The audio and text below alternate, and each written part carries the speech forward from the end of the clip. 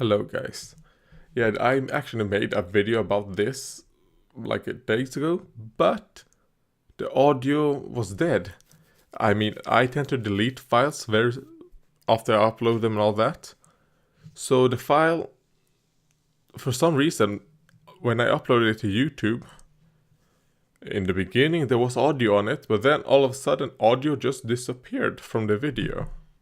So I'm doing a abridged version of what I think I said.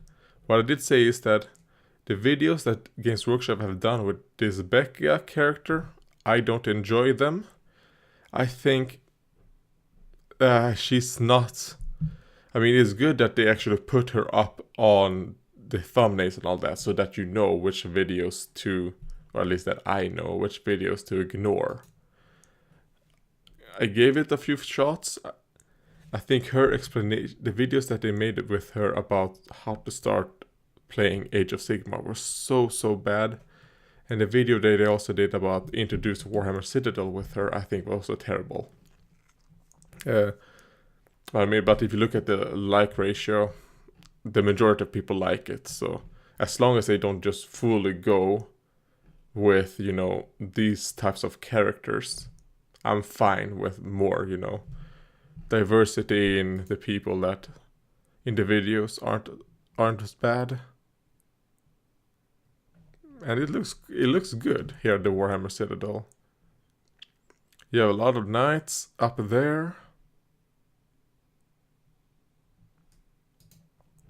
So that's what I said. Also, one other thing I said is that I fucking love how the war buggies are looking.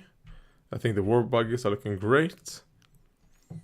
And also said that these Molotovs right here would be very easy to convert into just alcohol. To just remove the flame. Maybe drill a little hole right there.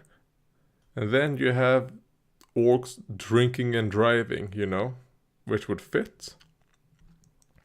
So it seems like the war buggy will come with 3 options, because I think we've seen this goblin in another of the previews. And I think the wheels as well. So yeah, it will probably come in one kit, but you can build 3 different options. So it will probably be a lot of extra parts, which probably means it's going to be a bit expensive, I think. I'm expecting maybe even 400 Swedish kroners, which is way too much. Way too much. I would probably 300.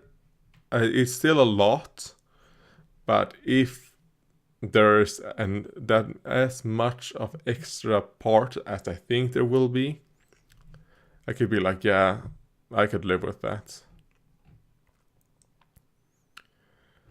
And then we have the troll for Warhammer Underworlds. And I was talking about everyone knows the games as Shadespire, but it was called Warhammer Underworlds Asterisk Shadespire. So obviously Shadespire was just that setting, The game system that they're using for Shadespire is Warhammer Underworlds.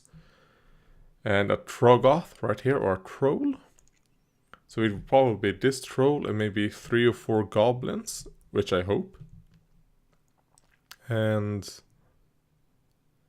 yeah. And I also said that I like pretty much everything about this troll except for the face and all these pustules right here on the club. The pustules might look a bit better in another color. I think the color that they used was terrible for this. And maybe the face could be better with another paint scheme. I think the paint schemes that they use, obviously the paint scheme that they use is just to show absolutely every single detail. But then it also makes it so that it's kind of like, yeah, it's weird. I like how mismatched the lower body to the upper body is. I hope if they do start to release more trolls, I hope not all of them have this. I hope this might be a bit more specific to this one troll that has been mutated by fungus. And that poor little frog is great. So that is what I said. And then a little bit about Lords of War is a tournament, a grand tournament of AOS and Warhammer 40k, I guess, right? Yes.